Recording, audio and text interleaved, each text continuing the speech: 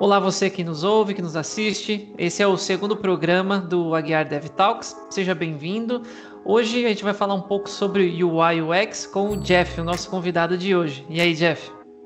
Opa, olá pessoal, tudo bem? Vamos falar um pouquinho aí sobre usabilidade, interface e ver aí as diferenças, né, entre essas coisas. Legal, gente. Vamos tirar essas dúvidas aí, que eu aposto que são as dúvidas de muitas pessoas aí que ainda tem essas siglas aí como um mistério. Então, vamos lá falar hoje sobre essas duas siglas, né? UI e UX. Jeff, tem muita gente que vê, tem gente que não sabe nem ler esse negócio aqui. O I e o X, né? Sim. UI e UX. Vamos começar pelo tal do UI. O que é UI, né? Traduz pra gente esse troço. Bom, vamos lá. UI, né? User Interface. É a parte mais ligada ao visual ali, né? A parte gráfica, né? O que você vê nos sites, né? O desenho dos sites, dos aplicativos, assim, as interfaces. Então, é a parte que mexe muito com grid, né? Com a construção, como você vai planejar as coisas ali no aplicativo. A parte de tipografia também entra no visual, né? No UI. As microinterações, né? Então, feedback para o usuário, por exemplo, quando eu aperto o mouse num botão, o que acontece com esse botão? Quando acontece o hover, né? Muda o estado ali de um botão que tem na tela, o que acontece, etc. Trabalha bastante com essa parte e a parte de design system também, né? Então, como que eu faço o catálogo de todos esses componentes que existem na interface? Então, é bom lembrar assim, UI, a parte visual, é interface. Legal. Então esse design system, você falou umas letrinhas a mais aí, você falou do grid e do design system. Fala para mim um pouquinho do grid, que acho que esse aí é até um pouquinho de novidade para mim. O que é o grid que você comentou? Só para ter uma noção. Sim, o grid é como se fosse o esqueleto ali do aplicativo ou do site, né? Você imaginar nas áreas ali, por exemplo, aonde que fica o cabeçalho, qual espaço que isso vai ocupar dentro de um site, qual espaço que eu vou ter para texto, por exemplo, eu vou trabalhar com uma coluna de texto ou duas colunas, e pensando nessa parte ali no visual, né? Como que eu faço o esqueleto ali da interface. O grid, então, meio que pelo que você está me falando, eu poderia meio que imaginar como se fosse aquela folha quadriculada ali, e eu meio que para ter uma referência de como eu posiciono as coisas, é mais ou menos isso? Isso, é como se fosse aquela folha quadriculada para você ter uma referência ali, né? Que aí também entra aquela questão que tem muita gente que usa o padrão grid do Bootstrap, né? Que ele tem a quantidade lá, se eu não me engano, de 8 colunas, e nessas 8 colunas aí você consegue infinitas possibilidades para trabalhar, assim, agiliza o tempo de todo mundo. Legal. O bom e velho Bootstrap. O bom e velho Bootstrap, o grid dele assim é sensacional, um trabalho muito bom. Muito legal, né? Você falou, eu vou perguntar também do Design System, mas antes você falou um micro alguma coisa, eu esqueci já. Micro o quê? Eu falei de microinterações. Microinterações. Fala um pouquinho das microinterações. Estou me sentindo muito, muito inteligente com essas palavras difíceis. Nada, são bonitas. Microinterações, essa parte do feedback para o usuário, né? Então, por exemplo, num site tem um botão, né? Quando eu passo o mouse em cima desse botão, sem clicar, só passar o cursor por cima, ele muda a cor, ele muda o estado, né? O que acontece? Quando eu clico no botão, ele tem alguma animação, tem algum feedback para o usuário para mostrar ali o que está acontecendo, né? Essa parte aí são as microinterações. Interessante. Eu sabia desses comportamentos, mas não sabia dessa categoria. E legal, microinterações. Bom saber. Vão anotando aí, pessoal. Até fica uma referência aqui, né, do Material Design lá do Google. A documentação deles, assim, de microinterações é muito boa, sabe? Explica cada estado, cada status dos componentes. É uma referência, assim, excelente para todo mundo. Legal. Eu vou deixar link também aí do Google Material, quem quiser ver, e não souber aí como pesquisar essa sopa de letrinha, eu vou facilitar a vida. E por último, Design System, né? Traduzindo aí um sistema de design, mas o que seria um sistema de design, Jeff? Isso, o Design System seria um documento, né? Pode ser na forma de um site também, às vezes um PDF, etc., para você reunir todos os componentes que existem, por exemplo, no seu aplicativo, né? Para facilitar a parte de desenvolvimento, até na escalabilidade ali dele. Componente então, que você fala é tipo o botão, caixinha de texto, todos esses elementos? Isso, todos esses elementos. Então eu coloco os botões, caixa de texto, combo box, assim, eu trago o desenho, explico como que usa, né? Desenho, como usa, e também posso entrar com a parte de código. Então eu já consigo fornecer, por exemplo, o código CSS ali para o desenvolvedor pegar e já conseguir aplicar, para não precisar toda vez que tem que, por exemplo, fazer um botão, ter que ficar procurando código ou construir do zero. Realmente isso facilita. Eu, como dev, realmente adoraria receber esse código. Sim, ajuda bastante. Aliás, tem até umas ferramentas que facilitam muito isso, né? Profissionalmente eu uso uma chamada Zeppelin, que é um plugin que eu uso no programa de prototipação, né? Eu uso no Sketch, e aí eu faço o desenho do protótipo, né? Exporto no Zeppelin e o desenvolvedor já consegue ver os códigos. Então ele vê ali o protótipo e os códigos de tamanho, de cor, etc., para aplicar no desenvolvimento mesmo. O Zeppelin se escreve igual o nome do dirigível? Isso, igual o nome do dirigível, o ícone é até um dirigível. Legal, legal. E, bom, acho que agora vamos falar então um pouquinho do que é o UX, né? Aí traduz esse User Experience, né, em inglês? Isso, a parte de experiência do usuário, né? Aí agora a gente foge um pouco do visual ali, né? E vem mais para a parte de pesquisa.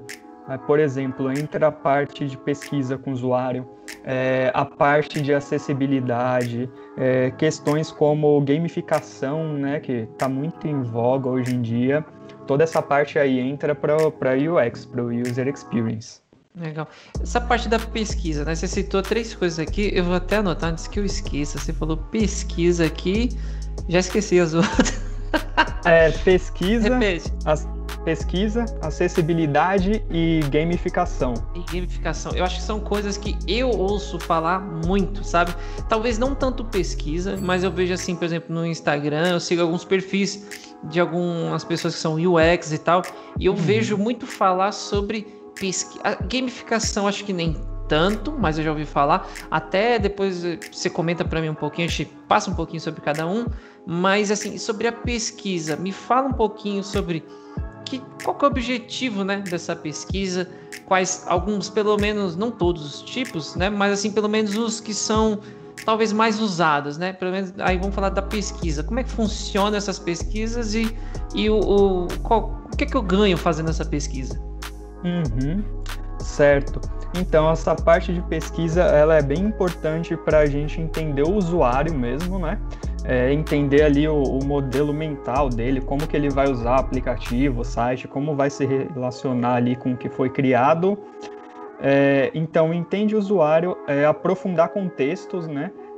Ver como que ele faz o uso, e também é legal para validar a hipótese de negócio, para a gente saber se funciona ou não uma solução que está sendo proposta ali, um MVP que a gente está fazendo, entre essa parte de pesquisa.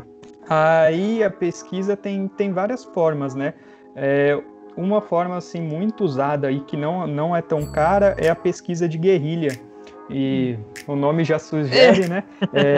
Você faz ali, por exemplo, um protótipo e já procura as pessoas, sei lá, dentro da própria empresa para testar, né? Ou então o público-alvo mesmo, vai. Às vezes você tem que ir na rua, né? Antes da pandemia isso era possível. Você ia na rua e conversava com as pessoas mesmo. Falava, você pode testar isso daqui para mim? Você vai me falando o que você pensa. Você testa e vai falando o que você pensa, vai fazendo os passos ali e me diz como que é. Que dificuldade você está sentindo.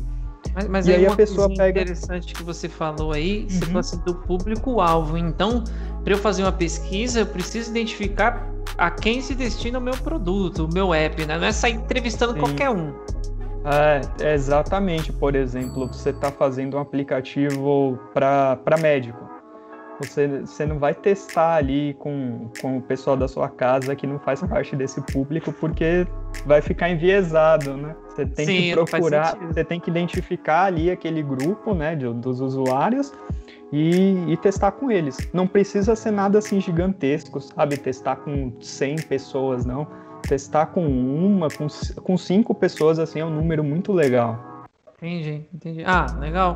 Então, bom, você falou dessa parte da pesquisa, algo muito importante que você falou, eu até conversei aí com um colega falando sobre testes de acessibilidade, que é algo que talvez não está muito em alta, mas tem toda uma gama, porque tem muita gente que, né, tem algum tipo aí de deficiência e tal, seja visual, ou até mesmo, não necessariamente a pessoa cega, né, mas a pessoa às vezes daltônica, né, ela tem ali, né, aquela coisa de identificar as cores e envolve acessibilidade. Então, me fala um pouquinho dessa parte de acessibilidade, da importância dela e como que você faz isso, né?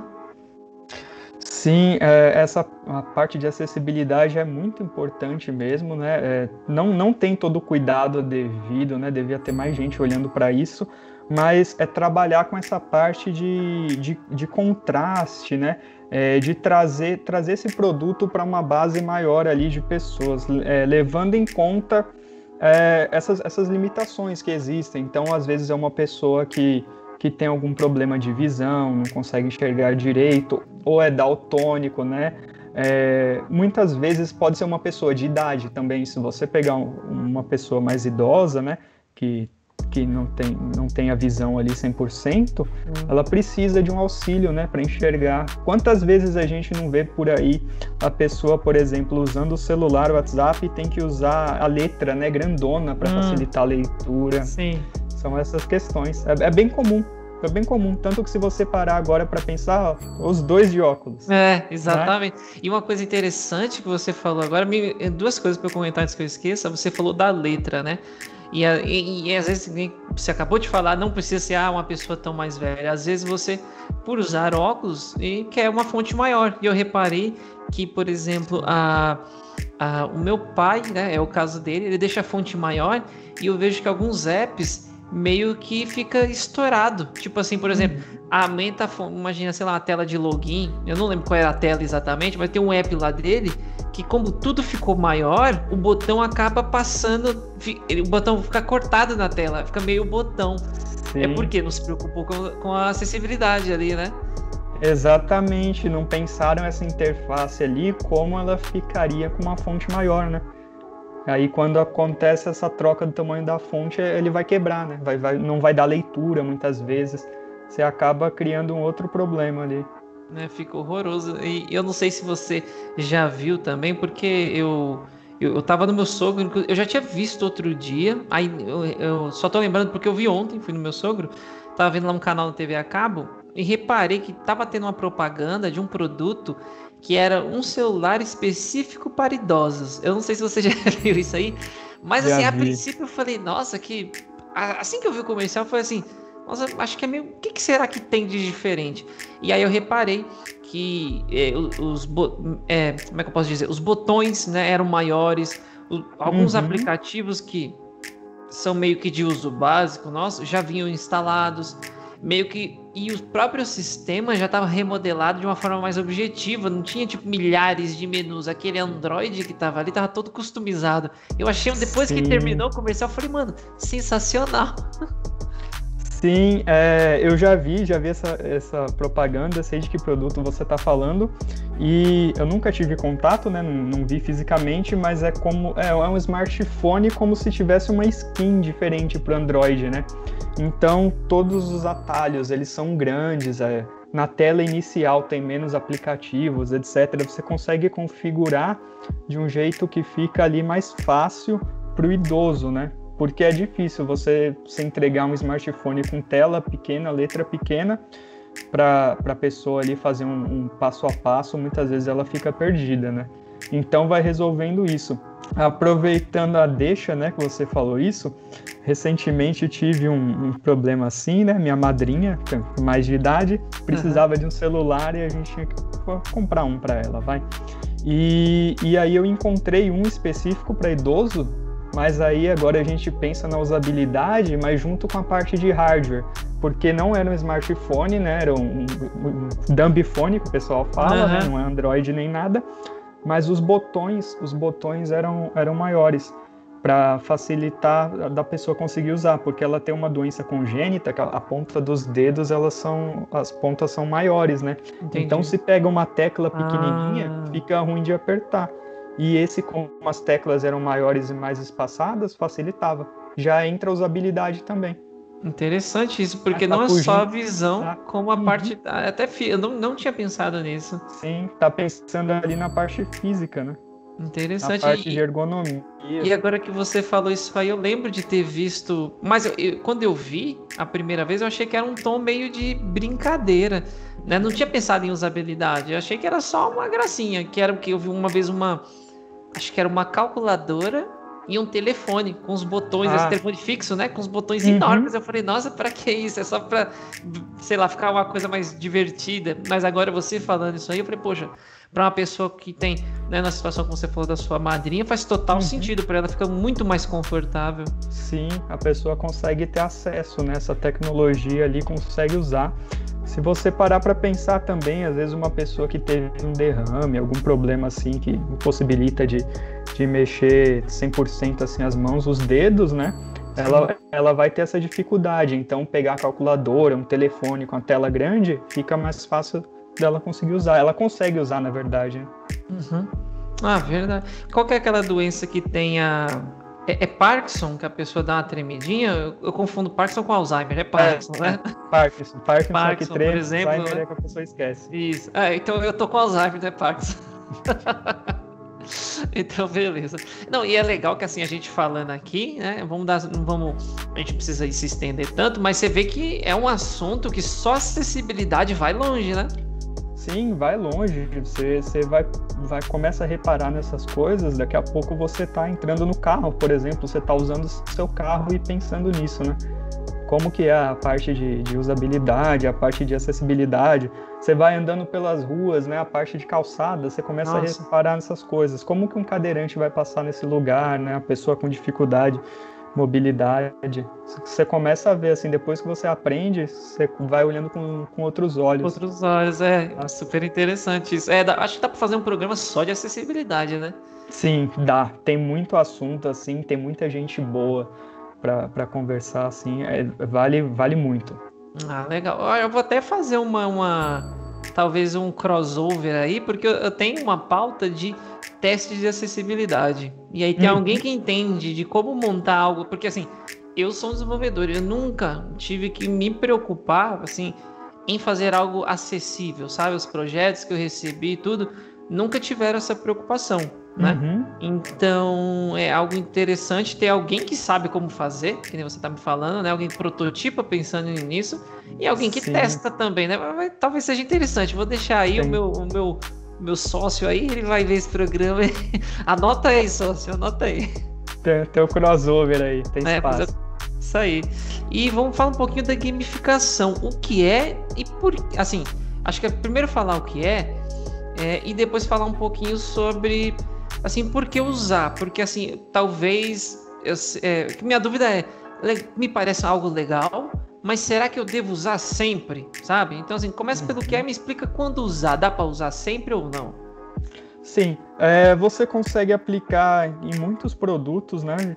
Acho que é praticamente possível usar em qualquer coisa, mas não é porque tem como usar que você deve usar, né? Um exemplo aqui, ó, de app que aplicou a gamificação aí, foi mudando bastante, né? De app e site, foi o Mercado Livre, quando começou com aquilo de ter nível. Aquilo é um exemplo de gamificação. Ah, verdade. Então, ele está induzindo você a sempre comprar, né? Que você vai ganhando ponto e dependendo do seu nível, você tem algumas vantagens. Te estimula, e esses pontos, né? Estimula, e aí tem várias formas de fazer isso. Porque você ganha ponto, mas se eu não me engano, esses pontos também expiram. Então, volta e meia, você tem que comprar alguma coisa lá para subir no ranking, né? Legal. E como você falou... E não cabe também, né, em qualquer produto. Vou enfiar acessibilidade não, é gamificação em qualquer tipo de app, em qualquer situação, né?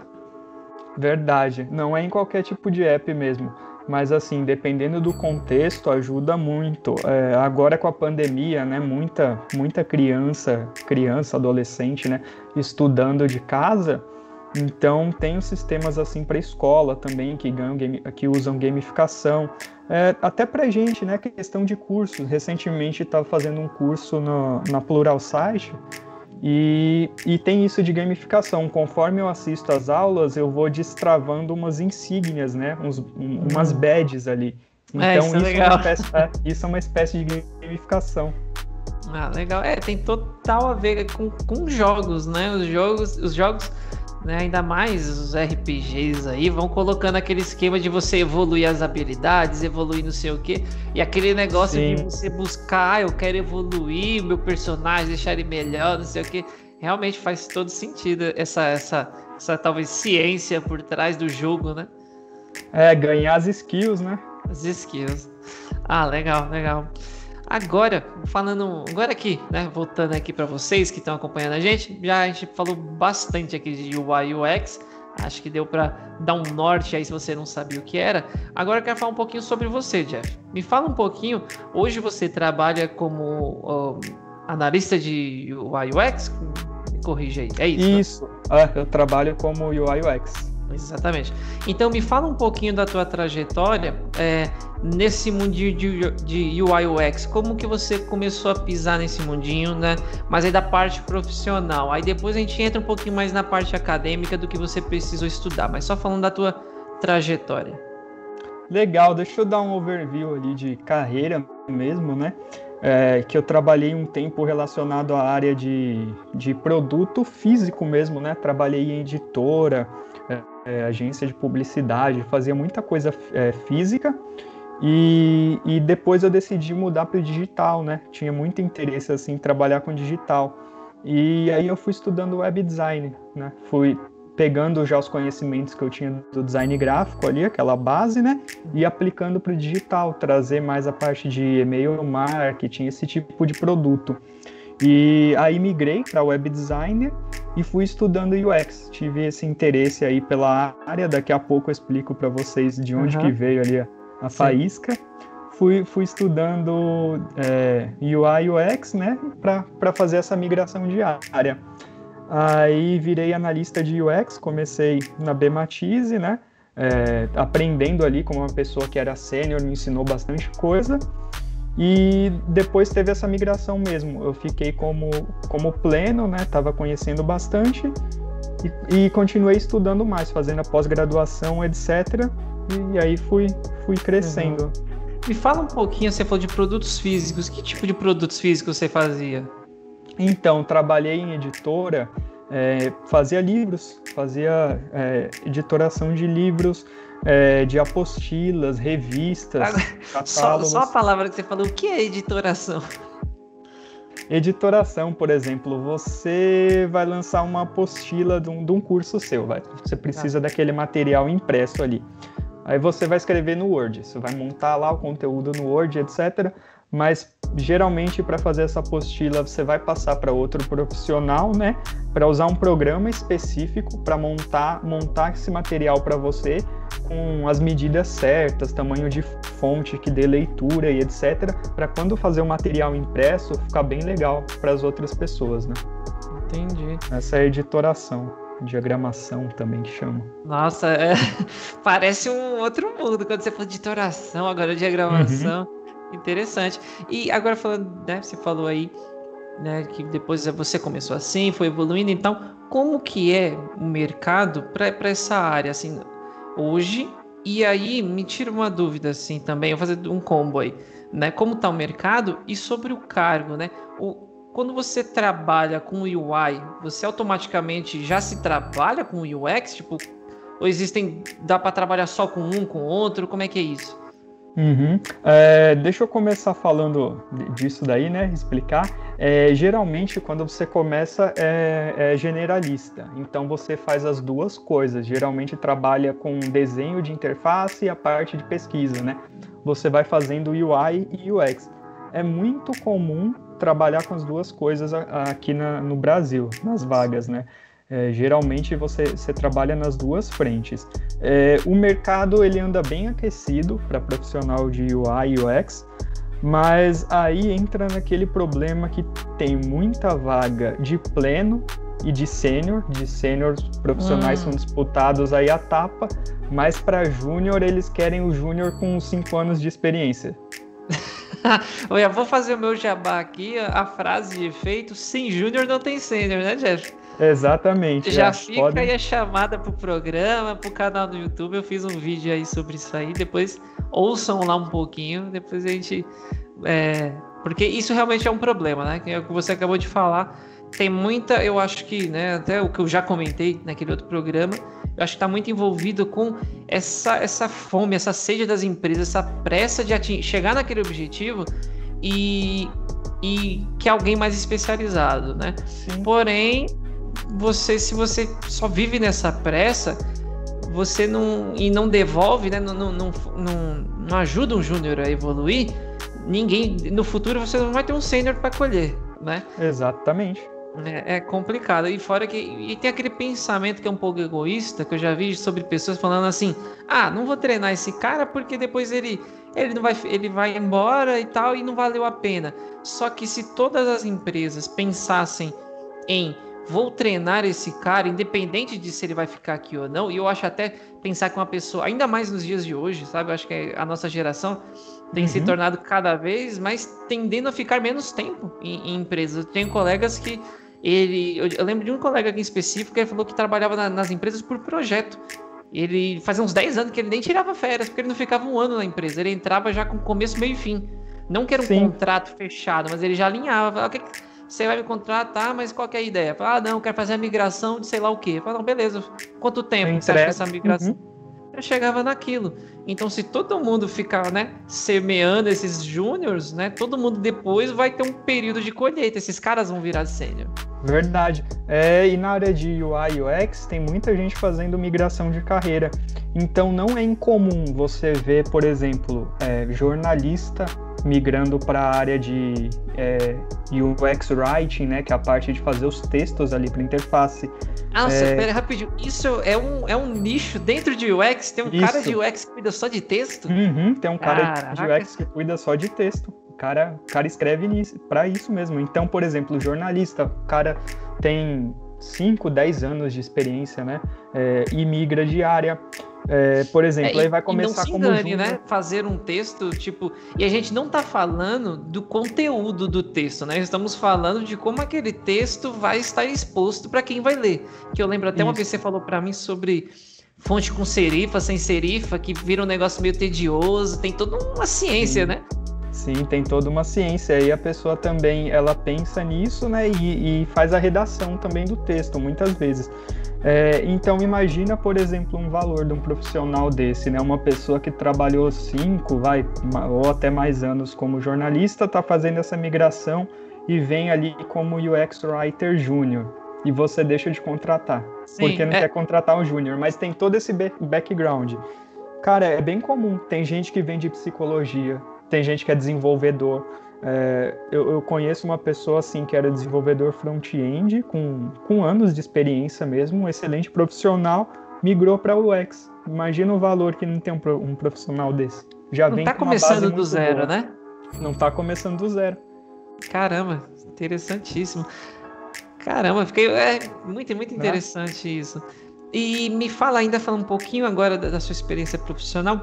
Como que é o dia a dia do seu dia a dia, né? Aí pegando tanto a sua experiência atual, como aí talvez anterior, né? Que está relacionada ao UI, UX, como que é o dia a dia? Você chegou para trabalhar, como que você participa, do que vem, enfim, fala um pouquinho da rotina. Legal, dar um overview aqui para vocês. Eu sempre trabalhei junto com a squad de tecnologia, né? Então trabalhava ali lado a lado com os devs e tinha muito contato, né? E isso que é bem bacana, tava ali inserido na squad, então sempre trabalhando com sprints, né? Geralmente sprints de 2 semanas, então a gente tem essa janela de tempo e mais ou menos a ideia ali do que vai entrar, né? O que vai trabalhar nessas 2 semanas. E aí, junto com o pessoal, eu vou trabalhando.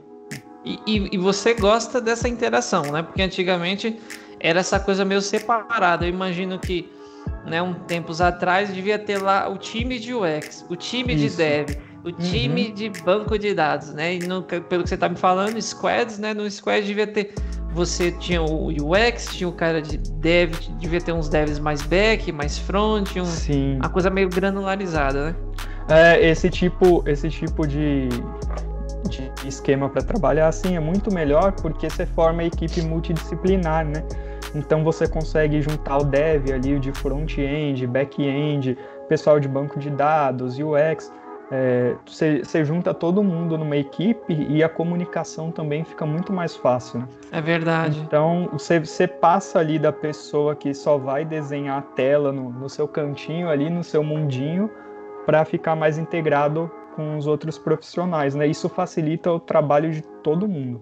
É um ruído a menos, né? Uma camada a menos ali entre o time. Fora que parece que são... Não sei se essa é a ideia, né, dos squads, eu já li um pouco, mas o que fica é que parecem mini fábricas, né? Em vez de uma grande fábrica com os pedacinhos separados, elas se encaixarem, a gente fez mini fábricas, né? Sim, fica como se fosse mini fábricas mesmo, né? Todo mundo ali junto. E autossuficiente, né? Para entregar. Autossuficiente. Você consegue tocar bem, assim, a equipe, né? Mesmo que uma pessoa saia de férias, etc., se afaste por algum motivo, vai funcionando. O pessoal trabalha muito engajado. Entendi. Legal. E, assim, uma coisa interessante aqui para comentar, aliás, para te perguntar, você falou, né, que você trabalhou na equipe e tal. Pensando aqui em proporções, pelo menos da sua experiência, como que estava, assim, qual é o tamanho do time que você trabalhou e quantos profissionais tinham, né? Por exemplo, sei lá, pensando aqui, uma equipe de, sei lá, 10 devs, de 10 pessoas, tinha 2 UX. Tipo, fala mais ou menos a proporção do que você viu. Geralmente eu trabalhei em lugares que a proporção de UX, assim, é pequena, né? Então, fui de uma equipe ali que chegava a ter mais ou menos 15 pessoas, né? Na época que tinha bastante gente, né? Grande maioria dev e no máximo 2 UX. E aí fiz essa mudança, né, para outra empresa. Então eu como UX trabalhava em 2 até 3 squads de dev, né? Então era o único UX para trabalhar com, sei lá, 3 equipes de 7 pessoas, por exemplo, né? Entendi. E na sua opinião, você acha que dá conta? Você acha assim, tipo, ok? Porque, por exemplo, tirando um paralelo com o mundo de full stacks, né, especialistas dev back-end, né? Às vezes a gente precisa de um cara mais especialista em front, mas não adianta ter um monte porque a demanda para front não é tão grande, assim, é meio sazonal. Às vezes tem, às vezes não tem. Então, sim, não adianta você ter um monte ali. Uma hora essas pessoas vão acabar ficando um pouquinho mais... Vai chegar um momento que não vai ter a demanda, né? Vai ficar meio ocioso, vamos dizer assim. Verdade. Então, você acha que no caso de um profissional de UI UX, tá mais para isso? Ou seria legal ter um pouquinho mais profissionais para, né, seria melhor, na sua opinião? Essa parte aí é a parte do fogo no parquinho, né? Porque tá ligado bastante com a maturidade de UX dentro da empresa. Então, geralmente, dependendo da empresa, faz sentido ter mais de um, faz sentido até ter uma equipe, né, de UX, porque tem vários profissionais envolvidos, que nem eu falei, né? Aí, dependendo do produto que a empresa tem, por exemplo, uma pessoa para desenhar a interface, uma pessoa para fazer pesquisa, às vezes um para escrever os textos, né? Eu quando trabalhei com as 3 squads de desenvolvedores, dava conta, conseguia trabalhar, né? Mas se tivessem mais profissionais, conseguia focar em outras frentes ali. Até na parte de estratégia também, né? Que eu vou falar daqui a pouco para vocês. Mas assim, o resumo é isso, tá ligado à maturidade. Então, no início, a pessoa discute UX mais como se fosse a questão de beleza, né? Vai só desenhar a tela e etc. E aí tá quadradinho. Fica meio que mínimo isso. O cara vai aplicar skin ali no meu sistema. Aí, conforme vai desenvolvendo, né, essa maturidade vai tomando forma, aí precisa de mais profissionais. Conforme a empresa vê esse valor, né, Aí precisa de mais. Você falou isso aí, eu achei até engraçado, lembrei aqui, que parece que, não sei se eu só tô vendo isso agora ou é a onda do momento, que eu tenho visto muita gente falar aquele glass, né? Que é, não sei se é glass design que se chama, mas aquele aspecto de glass que é transparências e vidro, que é engraçado que parece assim, aplicou aquilo ali, parece que, nossa, melhorou 200%. É só pôr um glass design, né? Que já resolve. Quer ver um exemplo disso aí do meu dia a dia? Tem uma interface e tal, né? E aí aplicaram esse glass. Só que por baixo dessa camada aí que é transparente tem conteúdo.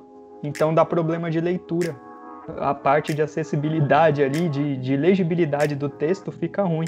Então você aplicou uma coisa nova ali, que é esse glass, né? Que eu acho que veio até da Apple, uau, mas você cria outro problema. Engraçado. Mas tá na moda. O Windows Vista que o diga, né? Ele tentou e não rolou. Não sei se você lembra, mas era tudo assim. Lembro, foi um fiasco ali, era Aero que chamava, né? Aero, boa, era mesmo, porque eu lembro, porque assim, cara, era tão absurdo aquele sistema que o Microsoft fica brava com nós, não, mas eu acho que é como se eu estivesse ouvindo, né? Não tô me sentindo. Mas a impressão que eu tive é que aquele sistema lá meio que foi só um protótipo pro 7, mas assim, olhando, realmente era muito bonito, porque para quem vinha do Windows XP, aquelas cores em geral sólidas, no máximo com um degradezinho ali, que dá uma sensação às vezes de profundidade. Agora aquele bagulho todo de vidro, nossa, parecia tão moderno, né?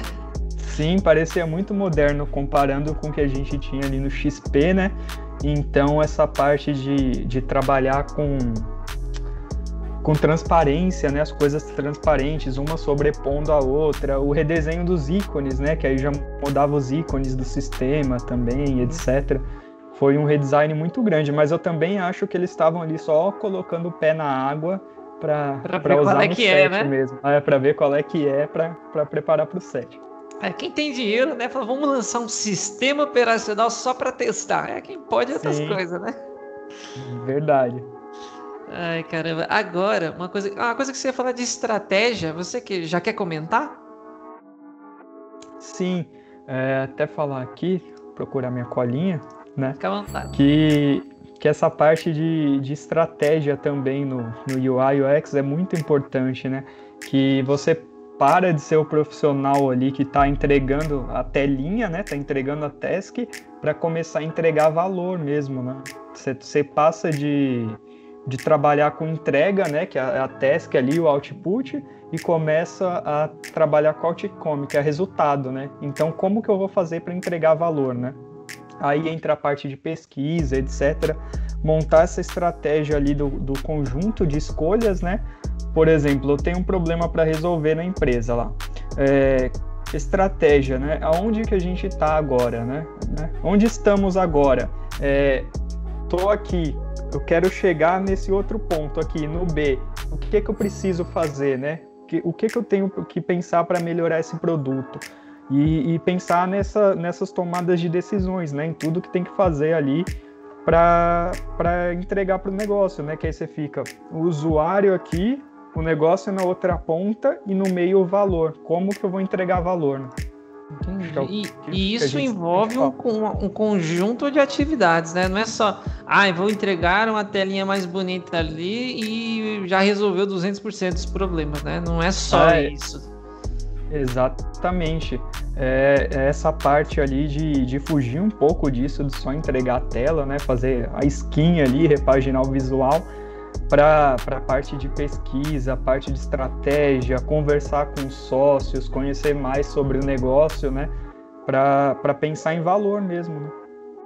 Entendi. Porque tomada de decisão ali é dinheiro, né? É isso que a empresa está levando em... Tempo é dinheiro, né? Você vai gastar tempo numa estratégia que não vai dar em nada. Tem que gastar na mais assertiva, mas assertivo é relativo. Assertivo vai exatamente do que você falou, né? Que é aonde queremos chegar. Estratégia tem que estar condizente com o objetivo. Não adianta a estratégia ali, né? Você falou, tô no ponto A, quero chegar no B. E a estratégia que pensaram te leva no C. Não faz sentido, é uma estratégia de sucesso, mas não para o que você quer. Exatamente. Muitas vezes ali para o negócio não faz, não é a métrica de sucesso, né? Não faz sentido.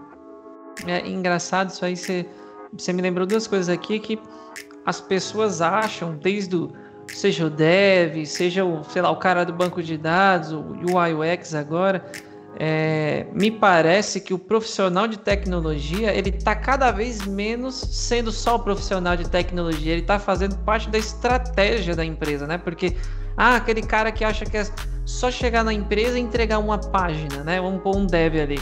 O cara é só para entregar, só fazer uma página. O UI UX é só fazer o desenho ali daquele protótipo, só aquilo. Não é só aquela tela. Você tem que dar um passo para trás e ver o produto como um todo e ver se aquilo que você está fazendo ali condiz com o contexto que você está inserido, né?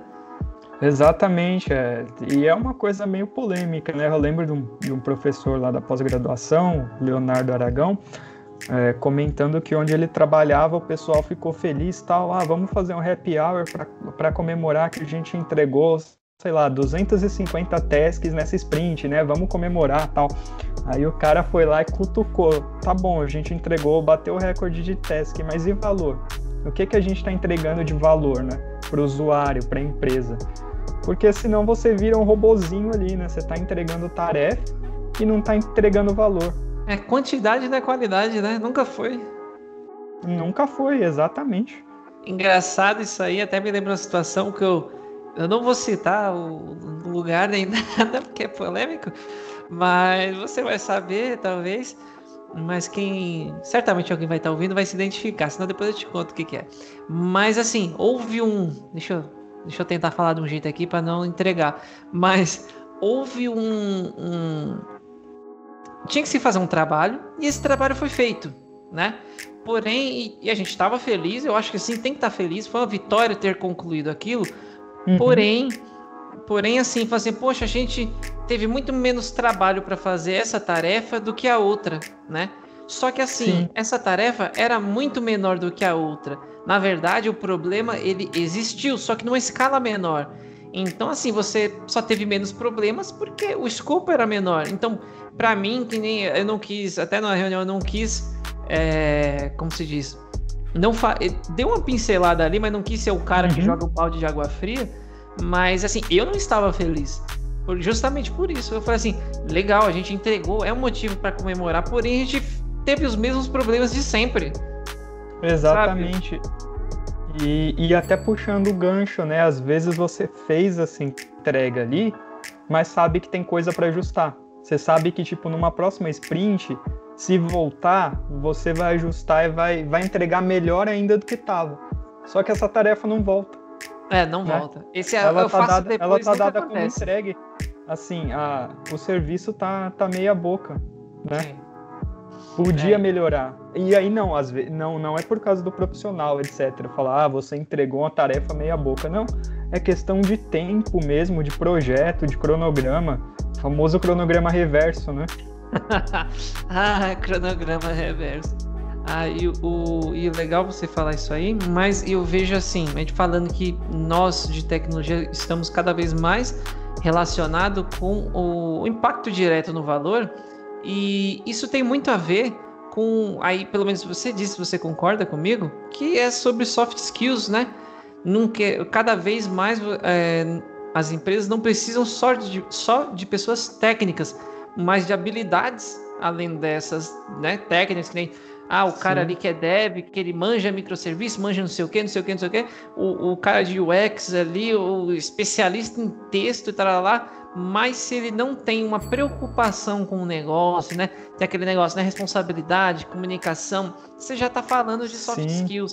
Aquele profissional que, tipo, tanto o cara do UX quanto o cara do dev, enfim, são características que são importantes para todos eles. E eles são diferentes, né? Sim, exatamente. Pegar, por exemplo, sei lá, uma pessoa que tem excelente certificação, etc., né? Muito boa, assim, tecnicamente, mas não sabe se relacionar com os colegas, sabe? Lobo solidário.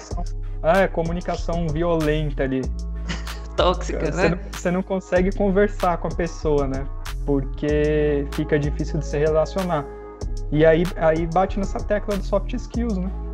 Muitas vezes é até mais importante, né? As empresas estão vendo isso, né, atualmente. A pessoa que sabe se relacionar, que tem responsabilidade, né? Facilidade, esforço ali para aprender, do que uma pessoa muito boa tecnicamente que não tem essas soft skills ali. Não sabe trabalhar em grupo, por exemplo.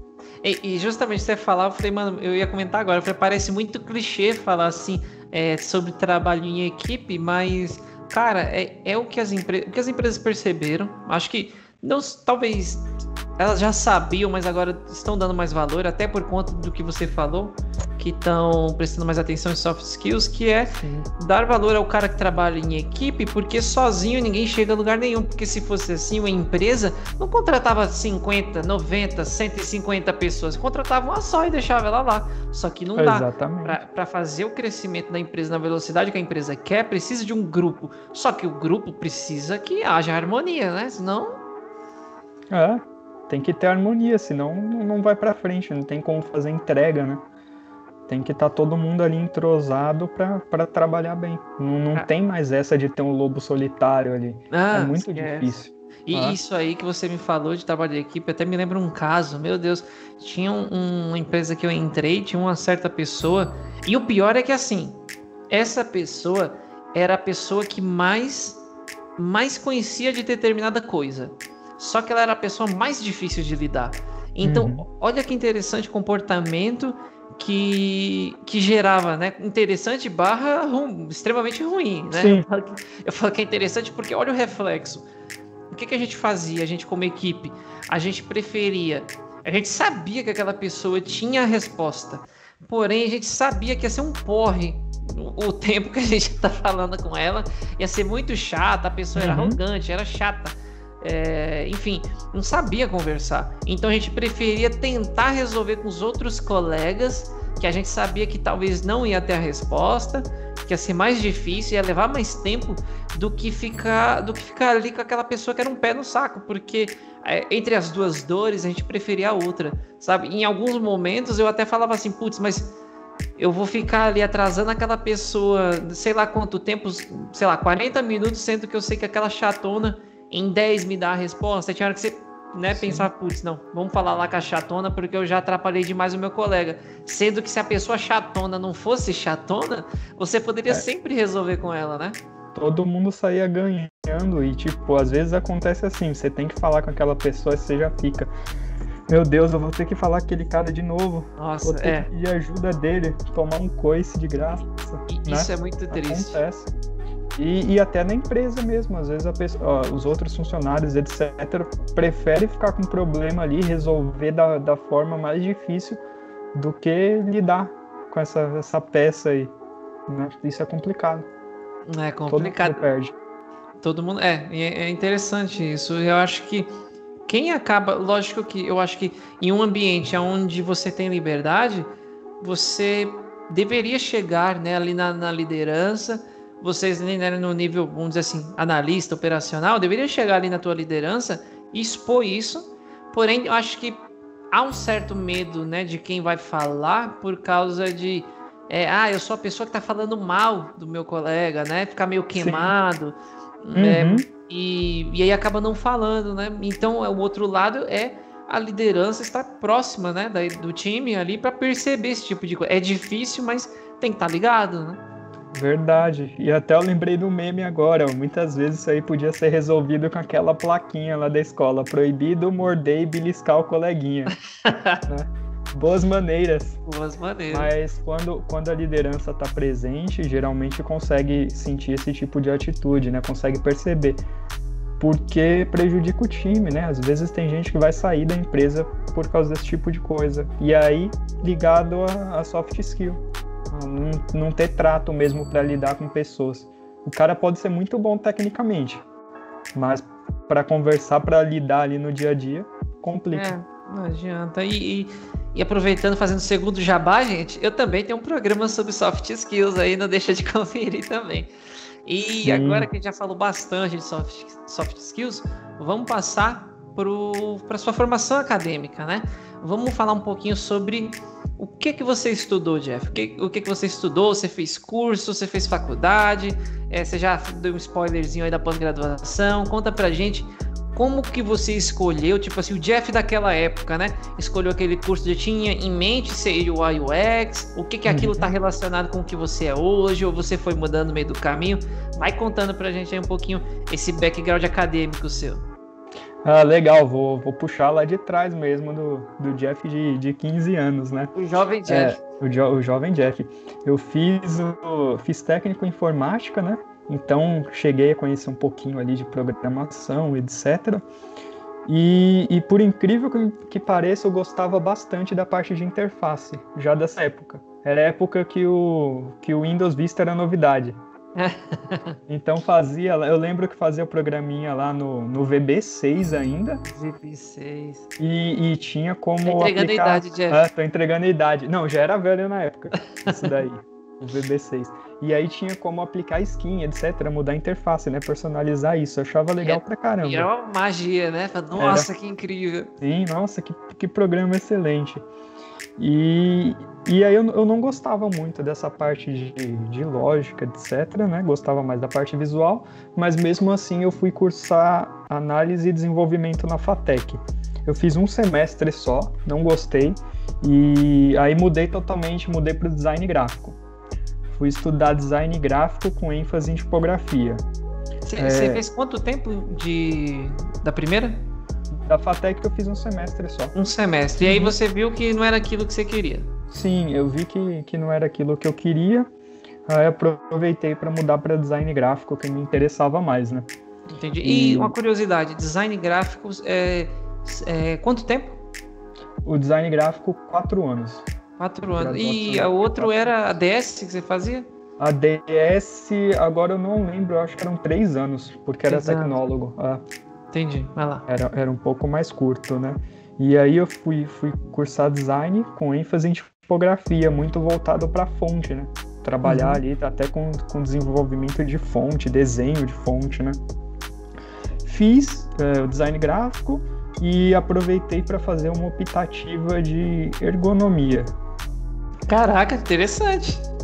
E aí nessa optativa de ergonomia eu aprendi um pouco ali sobre usabilidade, né? Vi algumas coisas, etc. Isso aí, mais ou menos, acho que em 2014 ou 2013. Mas gostei ali na hora, tal, ficou guardado no fundo do inconsciente ali. Terminei a graduação, aí eu fui trabalhar com a parte de editoração, que eu falei, revista, etc., livros e apostilas. Aí você já tinha terminado a faculdade? Já tinha terminado a faculdade. Tá bom. Aí trabalhei bastante com material impresso. Só um adendo aqui. Você falou que já foi trabalhar, mas e como que foi, pelo menos na tua época, a parte de estágio para isso? Você chegou a tentar, não conseguiu? Como é que era? Sim, eu comecei a estagiar bem cedo, né? A minha graduação era de 8 semestres, né? 4 anos. Se eu não me engano, no segundo semestre, no início do segundo semestre, eu já comecei a estagiar. Então, assim, estava bem verde ainda de faculdade e já consegui uma oportunidade na área. Eu acredito que naquela época estava até mais fácil do que hoje, assim. Por causa da abertura para quem está começando. Sim, porque era bem júnior mesmo, né? E já consegui uma vaga numa editora ali para trabalhar 6 horas por dia, mas assim, aprendi muita coisa. Legal. E isso é extremamente interessante, porque eu tô vendo profissionais diferentes falando a mesma coisa aqui. Eu quero começar na área, vejo até gente que falando sobre até mudança de curso, mudança de área, que é o que você falou, estava ali fazendo tal curso, mudei de curso. Tem gente que às vezes tem medo, né? Não, se eu comecei essa, eu tenho que terminar. Tem questões mais específicas, às vezes financeiras, que o cara tinha aquele dinheiro para fazer aquilo, se ele mudar agora ele não consegue concluir. Eu sei dessas opções, mas sim, em situações mais confortáveis, onde te permite, né, fazer essa mudança, sempre, vamos dizer assim, há tempo para isso, né? Eu acho que até você Eu acho que, mano, na minha opinião aqui, o meu crivo quando eu entrei na faculdade era assim, se eu perceber em até um ano, né, pelo menos eu, Thiago, daquela época que ganhava aquele dinheirinho, que na verdade começou a faculdade com o seguro-desemprego e falei, vamos que vamos, que eu acho que eu só consegui pagar 4 parcelas da minha faculdade, era a minha realidade ali. Então foi assim, mano, Sim. Se naquele tempo eu ver que não é aquilo, eu vou ter que mudar e tal, mas e aí como é que eu faço, né? Mas, enfim, continue aí. Você falou do estágio e tá falando de começar na gráfica. Isso, e aí eu fiz estágio, né, relacionado com a editora, etc. Fui aprendendo muita coisa mesmo. E aí tive várias oportunidades de estágio, né, tipo na editora de livros mesmo. Trabalhei no setor de comunicação de um hospital, que é bem diferente, nem imaginava que existia. Então, por exemplo, fazia o jornal lá do hospital, diagramava jornal, a parte de impressos em geral, a parte de sinalização, tem uma área ali dentro do design gráfico que trabalha só com sinalização, né, wayfind. Por exemplo, você vai no hospital, você vai num shopping, é muito importante, né, para localizar ali as coisas. Caramba! E aí ia colocando em prática, né? Isso era legal, porque eu via a matéria ali e tal, estudava a teoria, mas já ia aplicar na prática. Isso foi muito bacana. Fui para agência de comunicação, né? Agência de publicidade. Eu sempre brinco assim, falo que aprendi muito mais Photoshop trabalhando mesmo com meu chefe, meus colegas na agência do que na faculdade, assim, na teoria. Eu acho até você falando de faculdade, você já deu spoiler que você vai falar de pós-graduação, e aí eu quero ver se minha opinião bate com a sua, mas eu vejo que a faculdade, ela não, lógico, você aprende coisas, né? Mas eu acho que você nunca vai tão fundo em cada um desses temas. A faculdade serve para ela te dar uma base, né? Ela te ensina como aprender sozinho, né? Porque ela fala assim, olha, tem esses caminhos. Ela te fala assim, ó, aqui dentro você pode dar o primeiro passo em algum deles. Agora, do segundo em diante, meu filho, pica o pé na bunda e fala, se vira aí. Concordo, tanto que muitas vezes faz sentido a pessoa fazer um curso técnico, né? Primeiro, do que já entrar na faculdade assim de cara, porque às vezes com o técnico você já começa a trabalhar, aprende muita coisa, que você consegue um emprego antes e consegue continuar a estudar, do que ficar preso às vezes ali na graduação, 3, 4 anos. Cara, isso que você falou é muito interessante, porque agora você é o terceiro exemplo que eu tenho do que você está falando agora, né? Um é o meu sócio aí, abraço Peixoto, que ele também fez o curso técnico. Você está me falando isso agora e eu também fiz o curso técnico. E o engraçado é o seguinte, eu fiz o curso técnico, olha que experiência interessante, eu fiz o técnico e quando eu entrei no técnico, minha cabeça era que eu ia montar e desmontar computador. Minha cabeça era hardware, não, que eu vou fazer isso aqui, não sei o quê. Sempre fui curioso, né? Tinha feito eu desmontava meu PC todinho, limpava, minha mãe achava que eu ia pifar aquele troço e corria o risco, mas a gente vai aprendendo, vai mexendo, curioso. E aí nesse curso, na verdade, esse técnico em informática tinha programação, como eu acho que vários técnicos... Porque o curso básico de informática é para manusear o computador. Tem uns que ainda puxam a linha de programação, não sei hoje em dia, né? Mas pelo menos na minha época. E o técnico tinha programação. Na verdade, de hardware, eu acho que era 1 ano e meio, devia ter tido as 2 matérias, assim, tipo, em 1 ano. E no último ano não tinha. Agora a programação tinha mais de uma matéria e ao longo do curso inteiro. E aí lá eu comecei a mudar minha cabeça. Eu não gostava de programação, nem entendia direito. Tanto que engraçado, eu hoje desenvolvedor do meu, tinha tipo um TCC lá que tinha que fazer, eu não codifiquei uma linha, eu só fiz a documentação. Hoje o cara que é dev, né? E aí, engraçado, e eu fui bem ruim nessa parte de programação. Terminei e tal. E aí eu falei, só que aí fui, né, amadurecendo aquela ideia dentro de mim. Quando eu vi o curso, né, quando eu vi a matéria no curso de graduação, a segunda vez, até tava falando com a minha cunhada esses dias, ela tava vendo um negócio sobre expressões booleanas. Eu lembro que eu tinha visto isso no técnico, não tinha entendido 100%, com certeza não tinha ido muito bem, não tinha gostado. E quando eu fui ver na faculdade, cara, encaixou como uma luva. Sabe aquele tênis que você coloca e fala, mano, parece que foi feito pra mim? Sim. Eu peguei a ideia, assim, de primeira, mas eu precisei daquela aquela primeira apresentação. E agora, né, você levando de encontro ao que você falou, ter esse primeiro contato com esse tipo de coisa é de extrema importância. O pessoal deixa, porque você deixar para experimentar na faculdade, eu sei que nem todo mundo é possível fazer isso, né? Mas custa, é muito caro, né? Que nem, por exemplo, Sim. Se você tivesse, às vezes, conseguido descobrir que o que você queria antes de ir para a faculdade, você não tinha gasto aquele... No caso, Fatec, né, você não gastou com dinheiro, necessariamente, você gastou com tempo e energia, né? Alguma coisa você sempre gasta. Imagino aí que estudar todo dia, sentar, né? Imagino não, né? Porque eu fiz também, mas todo dia sentar a bundinha na cadeira, todo santo dia à noite, é cansativo pra caramba, né? Sim. Então... Foi isso que o técnico ajudou mesmo, né? Porque já tinha uma noção. E assim, por mais que foi um semestre, né? Praticamente pouco tempo, né? Mas conheci pessoas assim muito legais, sabe? Ótimos colegas. Cheguei a estagiar também, então conheci as pessoas ali relacionadas à área profissional, etc. Assim, foi muito válido, sabe? Não é porque eu não segui que foi, joguei um semestre no lixo. Você, ainda falando sobre essa coisa de mudar, é engraçado que, né, você fez ali o curso e tal, você aprendeu algumas coisas, não quer dizer que você jogou no lixo, você reaproveitou algumas coisas, então, mas é engraçado essa linha, como a gente tá próximo, né, você falou de migrar de área, dev, né, que começou a mexer ali com UI UX, tem gente de back que vai mexer com front, tem gente que é de UI UX que começa a querer codar. A gente sempre o pessoal tem muito esse medo, né? Até por causa, eu acho que desse preconceito que as empresas têm. E se alguma empresa, algum CTO aí estiver ouvindo a gente, pelo amor de Deus, para com esse preconceito, porque, cara, essa pessoa não tá começando do zero, sabe? Ela tem um background. O cara, ele virou o analista, o UI UX agora.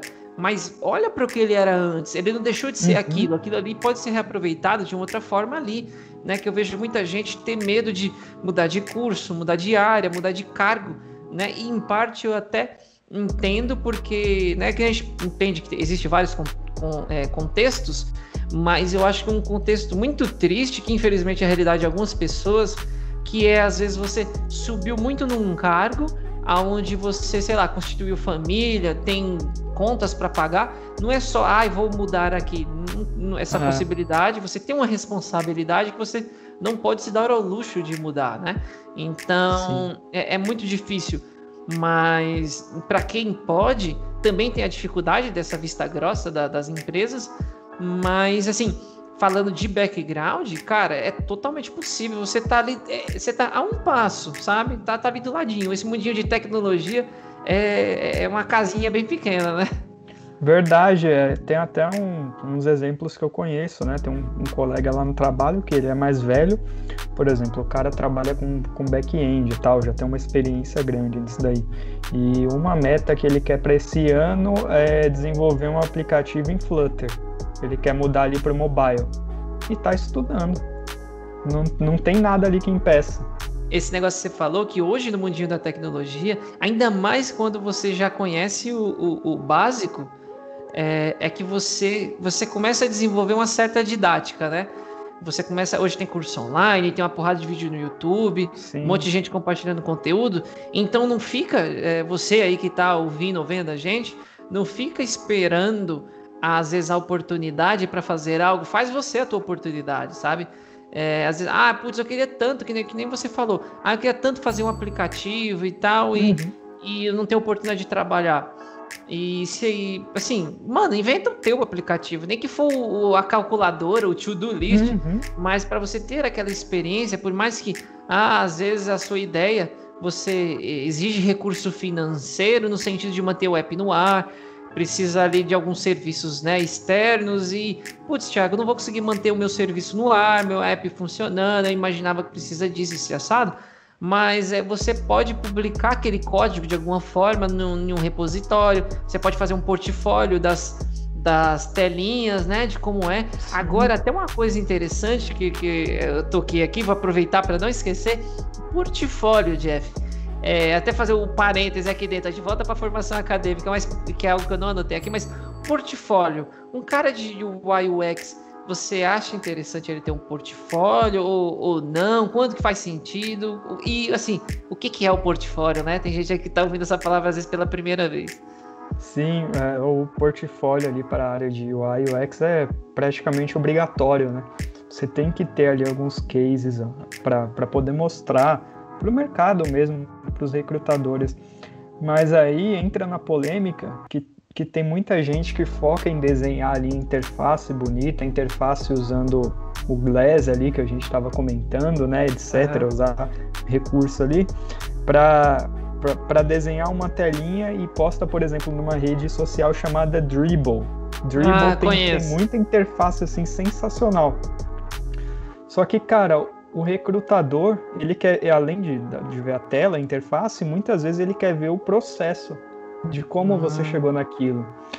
Então, por exemplo, tá a tela impecável lá, o shot que se chamam do Dribbble, né? Interface 100% perfeita. Contrataria se fosse só ver aquilo, né? Só ver aquilo, mas não tem a parte de pesquisa. Por exemplo, a pesquisa, o público-alvo, o rascunho. Um rascunho no papel mesmo, assim, como que eu vou pensar, como que vai ficar essa tela, etc. Alguns testes, algumas coisas assim. Então, a parte de mostrar o processo, né? Como você chegou naquela solução ali para UX, é muito importante. É mais importante do que ter a interface ali que o pessoal fala pixel perfect, né? Tudo milimetricamente perfeito. O processo é o que conta. Cara, muito interessante isso, porque é igual a área de dev, o pessoal acha que, putz, eu codei um negócio ali lindo, maravilhoso, e na hora a pessoa não sabe explicar o código, não sabe porque... mas porque assim, né? A gente fala que para cada... Não é questão de certo e errado. Para cada situação existe um caminho que faz mais sentido, né? Que nem, sim. Eu fiz um negócio de um jeito, tá, mas qual era a tua necessidade, né? Por que você fez assim? Eu fiz assim porque eu não precisei disso, eu preferi simplificar, porque não sei o quê. E faz sentido, né? Mas aí você precisa ter essa explicação, que é o equivalente à pesquisa, né? Porque como que você chegou naquilo? Cara, muito legal. Tanto que você aplica o teste lá com 2 pessoas, cada uma resolve um problema de um jeito, geralmente, né? É difícil achar o cara que vai fazer um código, tipo, igual ao outro, não? Cada um resolve de um jeito os dois não estão errados, né?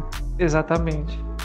E agora, voltando um pouquinho para a formação acadêmica que a gente estava falando, você até comentou sobre... só fala mais um pouquinho, então, a gente fala um pouquinho com mais ênfase sobre... Você falou assim que o cara que começa, às vezes, começar um cursinho antes, né, naquele mundinho, vale mais a pena do que começar uma graduação, até para você experimentar, fazer aquele teste. Mas aí você me diz assim, é possível, não sei se através de um curso técnico ou um curso de alguma outra escola mais especializada, é possível a pessoa trabalhar com UI UX sem uma graduação? Pergunta da fogueira, manda aí.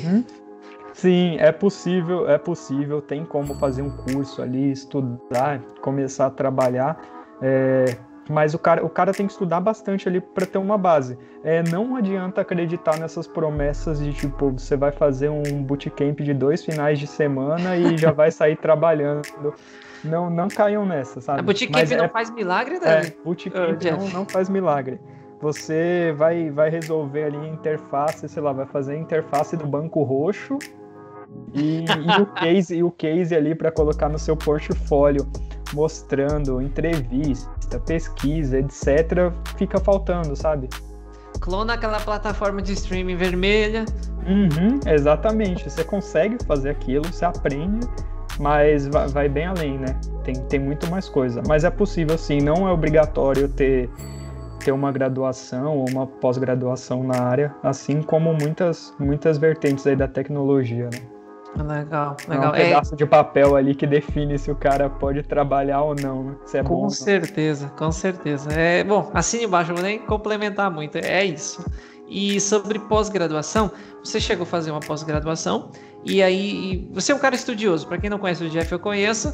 O Jeff é um cara estudioso, eu vejo que ele sempre ali não só tá lendo artigos no Medium, tal, não só formas, né? Não existem só aquelas maneiras mais formais. Mas o Jeff quis dar um passo além, foi ali atrás de uma pós-graduação. Conta pra gente como que você escolheu essa pós-graduação, né? O que você levou em consideração para escolher e se isso agregou para você. Assim, para você eu tenho quase certeza que deve ter agregado, né? Espero que tenha agregado de fato, mas em relação também ao mercado, a sua área profissional, né? Agregou a pós-graduação? Me conta um pouquinho do reflexo da pós-graduação aí. Deixa eu só falar antes, né, como que eu fui parar aí na pós-graduação, né? Então, eu trabalhei muito com gráfico e decidi migrar para o digital. E aí eu fui estudando UX, fazendo alguns cursos tal, que eu tive o interesse depois da matéria de ergonomia ali e usabilidade, né? E estudei, etc., decidi pela pós-graduação. A opção foi a mesma universidade que eu estudei, né, a Anhembi Morumbi. Eu já conhecia alguns professores, então eu tive contato com o coordenador, né, da pós-graduação antes de começar, conversei com ele, vi ali as matérias que teria, etc. E aí me interessei. Valeu muito a pena, porque é diferente assim de fazer curso online, né? Porque o contato que eu tive com excelentes profissionais, assim, os professores, né? Até anotei aqui, ó, falar o nome deles, porque os caras merecem. Por exemplo, eu tive aula com a Renata Tonesi e o Leonardo Aragão, que trabalham no Banco Itaú, assim, eles ensinaram muita coisa para mim. Patrícia Fujita, que orientou meu TCC, que é UX Research no Banco Santander, e o Rafael Toledo, que deu a matéria de Design Sprint, né, pra gente, trabalha na Coteminas, são, assim, profissionais excelentes. Então, eu aprendi muito com eles, e nisso eu já fui aplicando no trabalho. Eu tinha essa abertura lá onde eu estava anteriormente e podia ir testando. Então esse foi um diferencial muito grande. Eu via a teoria, né? Eu estudava e conseguia começar a aplicar, né? E aí, assim, os caras, eles não dão o caminho das pedras, né? Você aprende a estudar. Porque para aplicar ali no dia a dia é outra história. Qual o nome do teu curso? Que foi o curso que eu fiz foi especialização em UX Designer, né? Experiência do usuário, pós-graduação. Pô, da hora. Foi um ano e meio, né, de curso, assim, aprendi muita coisa. O legal é que você não fica só preso em UX e UI. Eu vi algumas coisas como, tipo, IoT, internet das coisas, né? Realidade virtual e etc, assim, foge um pouco do que a gente vê por padrão. Isso é super interessante, porque são tecnologias que eu acho não, né? Ainda não vingou, né? Você vê aí, não é acessível ainda, mas o computador, né? A internet que a gente está usando hoje, o celular que a gente tem ali, logo ali do lado, e o computador que a gente está usando também não era, né? Sim. Então, pode ser, e ainda mais... Você falou de... fugiu a palavra agora. Você acabou de falar de realidade virtual. Isso. Realidade virtual é uma parada que eu vejo muitas empresas investindo e às vezes você olha e você fala assim, putz, né? Não faz sentido, eu não conheço nada, né? Mas você não conhece nada, você como usuário final, né? Tem várias aplicações, mas tem todo aquele negócio, custo de produção. Então também fica aí a dica... Tenta sair um pouquinho daquilo que é o normal. Às vezes também pode acontecer de você querer investir em algo tipo a TV 3D que morreu. Pode ser. Sim. Mas, assim, ou você pode estar um passo à frente de todo mundo. É uma aposta. Então, assim, tenta sair um pouquinho fora da caixa. A gente falou muito aqui de aplicativo, de site, que é o que está em alta, e é o que eu acho até então que vai perdurar por muitos e muitos anos. mas considerando aí um mundo meio cyberpunk, onde a gente vai ter um óculos e vai ter tudo ali virtual, Sim. tenho certeza que a parada vai ser outra, né? Enfim. Sim, pegando até o gancho, eu tive contato lá na pós-graduação com aquele HoloLens da Microsoft. Sério? Você óculos. pegou mesmo? Peguei, usei e tal. E tinha aí? um professor lá, custa mais do que o meu carro, esse HoloLens. Pegou tremendo assim. Sim, e aí é sensacional, né? Você usa aquilo e o que impede, tipo, você como UI, UX e como dev, tipo, juntar um UX e um dev, o dev com SDK lá e começar a desenvolver para o HoloLens? Pensar na interface, num aplicativo, em alguma coisa assim, para usar em algo não tão convencional. Cara, tá aí, é buscar, né? Cara, isso é muito legal, porque hoje, com a internet, você me fez lembrar de um caso de uma pessoa que, eu não lembro quem que era, como eu fiquei sabendo, mas a pessoa ela era muito... tinha um conhecimento em design, um certo interesse, né? E aí, só que ela não tinha um curso, não tinha dinheiro para fazer o curso, acho que era da Adobe que ela queria. E aí, sei lá como, ela, no resumo da história, ela conseguiu um curso 100%, a Adobe ficou sabendo da história dela, não sei se através dela mesma, alguém que falou por ela, mas o curso, a Adobe soube e deu um curso de graça para ela. Isso é para qualquer um? Falando, não é para qualquer um. Se dos 100 pessoas for lá pedir curso de graça da Adobe, a Adobe vai dar? Não vai dar. Mas ela fez algo que ninguém fez para ter o que ninguém tem, né? Então, assim, tenta o famoso... Que nem até o carinha da... Esqueci, fugiu o nome, chama de carinha. O Diego Fernandes, lá da Rocket City. Um termo que eu aprendi com ele, que é o andar uma milha a mais, né? Até, eu não sei se ele com esse termo, né, ele tirou da Bíblia, mas até na Bíblia tem esse termo, fala assim, se alguém pedir para você andar uma milha, né, fala assim, anda duas, que é o quê? Cara, em resumo, o que todas essas referências nos dizem? Busque ir além, né? Sempre faz um pouquinho a mais, que eu tenho certeza que isso vai ser muito bom. Exatamente. Eu vi até um exemplo há pouco tempo atrás, né, naquele Reddit, no fórum, no Reddit Brasil, uma pessoa fez um logo de um mercadinho, da rua de casa. Eu fiz um logo tal, não trabalho com isso, eu gosto, eu tô aprendendo e tô com vergonha de mostrar pro dono do mercado o logo que eu fiz. Aí eu fui lá falar pro cara, falei, mostra, se a pessoa não gostar, não aprovar, sei lá, o cara não quer comprar seu logo, não vai usar, serve para portfólio, você coloca no portfólio, você pega a marca anterior que ele tinha e ó o redesign que eu fiz, trabalhei e fiz isso. E aí serve para qualquer coisa, aplicativo, interface, você resolver um problema e mostrar ali, né, o que você fez. E essa parte de cursos também, tem muitos sites que eles oferecem auxílio para quem não tem grana para pagar. O Coursera tem muito disso, né? Você faz um pedido lá e eles analisam, às vezes você consegue um curso de graça. Pô, muito legal. Bom, formação acadêmica a gente conversou. Cara, acho que uma coisinha que eu esqueci de perguntar, e é muito interessante até porque todo mundo vê, eu tiro muito pelo lado do desenvolvedor, o pessoal...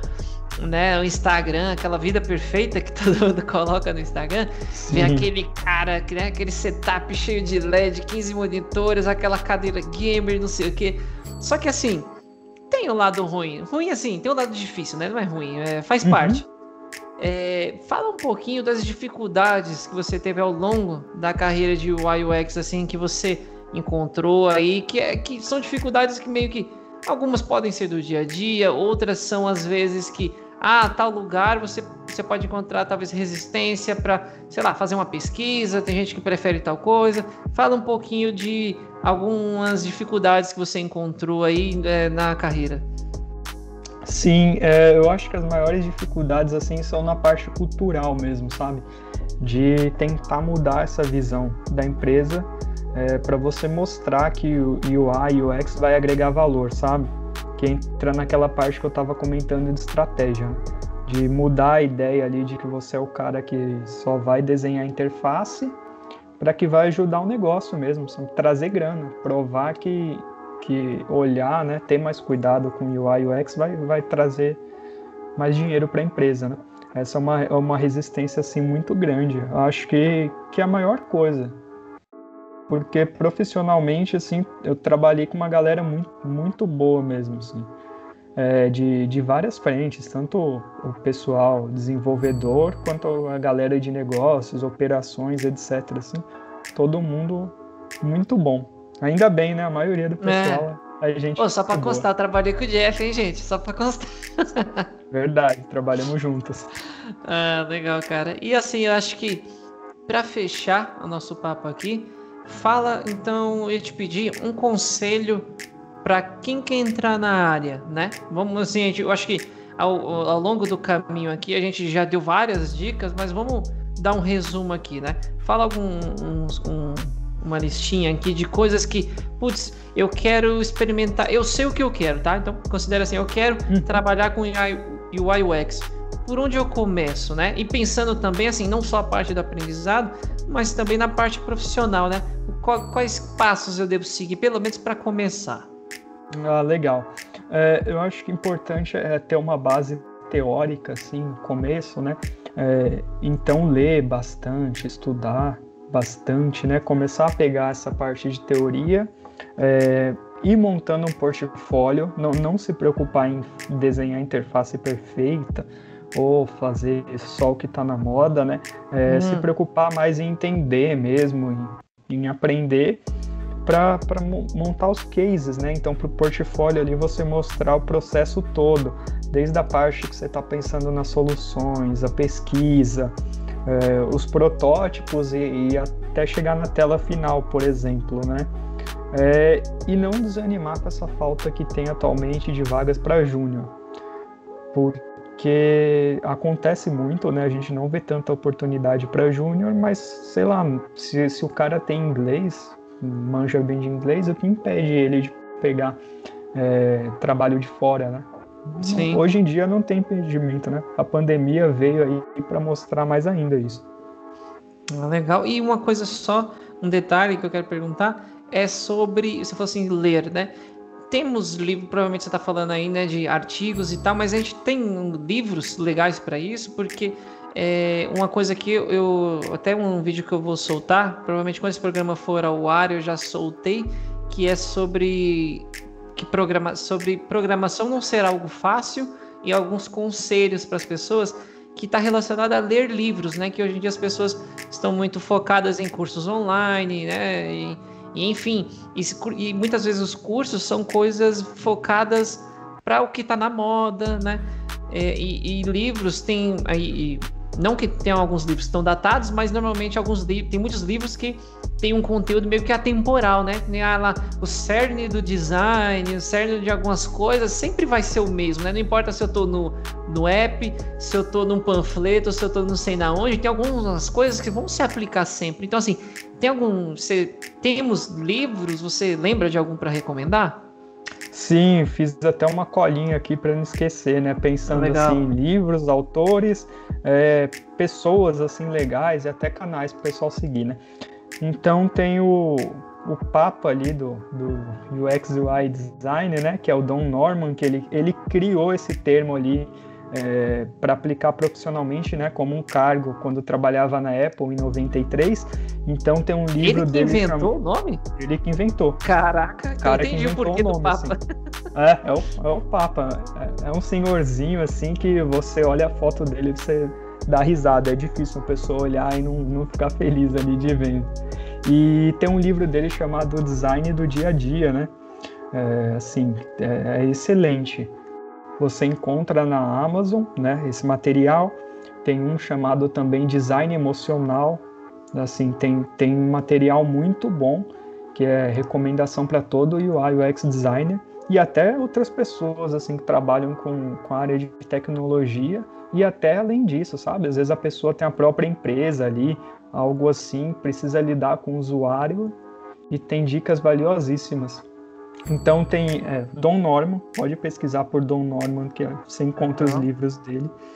Tem um livro chamado UX Strategy, que é de uma mulher chamada Jamie Levy.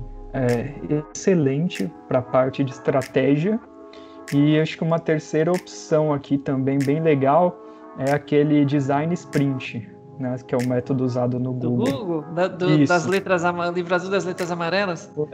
Esse eu li, posso recomendar, gente. É muito legal, eu vou tomar um pouquinho aqui, porque tem muita gente que às vezes entra na empresa e começa a fazer, estou trabalhando com Scrum, estou fazendo Sprint, mas na verdade a Sprint do Scrum não é como ela nasceu, né? O Scrum mudou um pouquinho o Sprint, que era o jeito original, e deu aquela remodelada, né? Que na verdade o sprint era um trabalho de uma semana para fazer um MVP, e é legal que você entendendo o conceito por trás de uma coisa faz você até trabalhar melhor com aquilo, né? Que fala assim, poxa, porque a gente tem aquela impressão, né, hoje, não coube nessa sprint, vai para a próxima, né?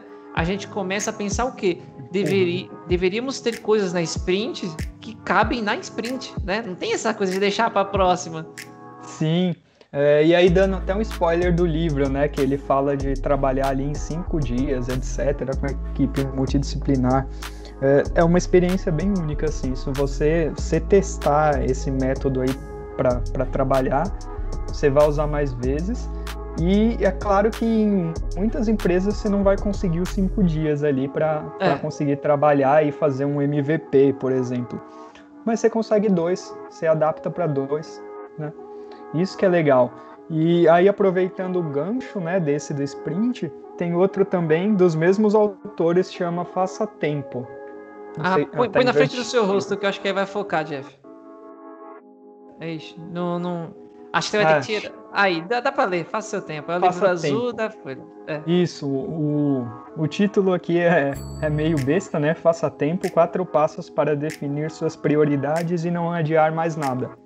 Cara, mas assim, são dicas excelentes para ajudar você, tipo, a reagir às demandas que você tem, sabe? A priorizar e etc. Você começa a aplicar, assim, algumas táticas que eles dão diversas dicas. E você vai testando no seu dia a dia, né? Então ajuda bastante, assim.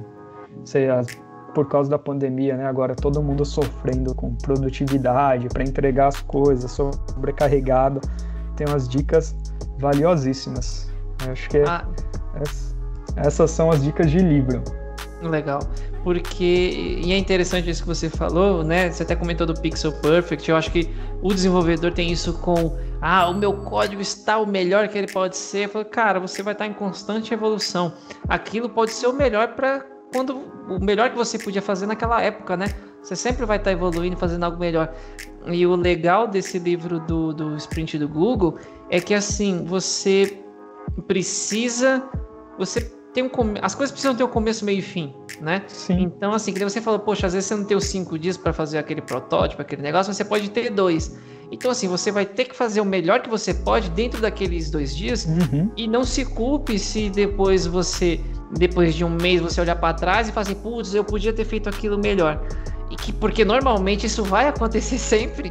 Verdade. E isso é bom que aconteça. E é bom que acontece porque se você olhar para trás e ver algo que você fez antes e não botar defeito nenhum, de 2 uma. Ou aquilo realmente está muito, muito bom, ou você melhorou a ponto de perceber que aquilo que você fez antes dava para ser feito de uma forma melhor, e que bom por isso, né? Sim, e geralmente as empresas têm essa abertura, né, para você voltar ali no segundo momento e ajustando e melhorando. Eu mesmo, quando trabalhei com o Thiago, diversas vezes, a gente ia conversando, anotando as coisas, etc. Falar, a gente consegue voltar nisso e mudar tal coisa.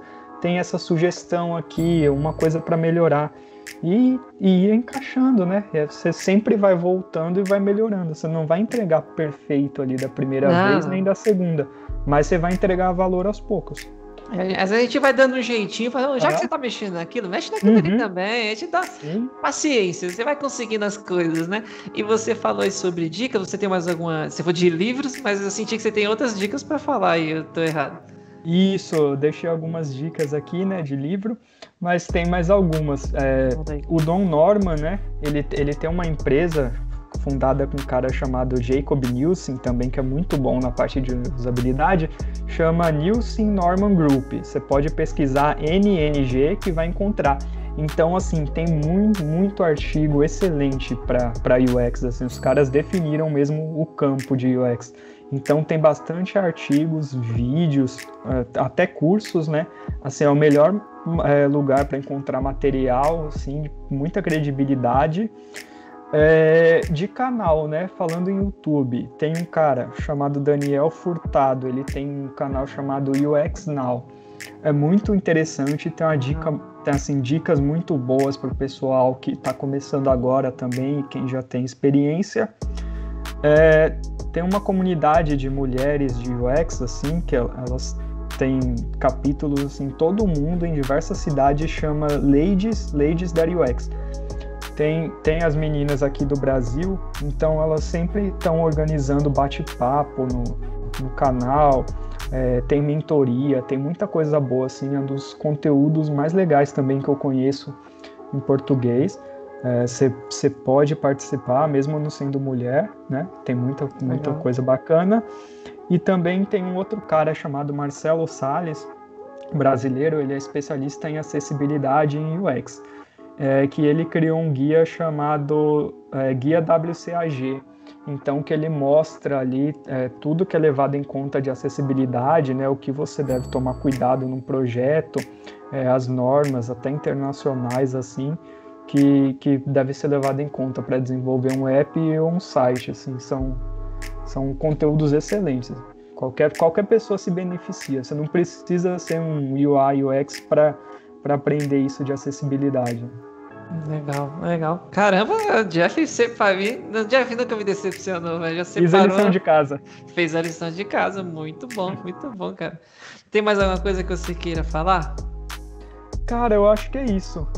Agradecer pelo espaço, né? Pela conversa, assim, muito produtiva. Sabia que o tempo ia passar rapidamente. Eu olhei aqui 1h30, velho. Então. Nem vi. Conversa vai embora, assim, quando tem esse fit mesmo de assunto, né? E muito obrigado aí, sucesso. Cara, então, muito obrigado por ter participado também. Foi muito legal esse papo que a gente falou. O negócio, quando o assunto é bom, o negócio rende. Tenho certeza que todo mundo que tá vendo, ouvindo isso aqui vai tirar muito proveito. Gente, eu vou pegar até talvez algumas coisinhas aqui que eu não peguei direito o nome da coisa. Vou deixar o link de tudo que eu puder aqui na descrição, seja no podcast ou em alguns dos cortes lá no YouTube. Vou deixar o link das coisas, tudo para vocês. O Jeff trouxe várias referências aqui, muito legais, até os fundadores do negócio aí, trouxe as referências da minha referência aqui. Putz, fiquei feliz pra caramba e muito, muito contente por esse papo, Jeff. Mais uma vez, muito obrigado pela sua participação. Gente, vocês que estão ouvindo esse programa aqui no podcast, vou fazer uma mudança a partir desse programa, tá? Os programas longos, né? Esses programas aqui com convidados vão ser exclusivos do podcast.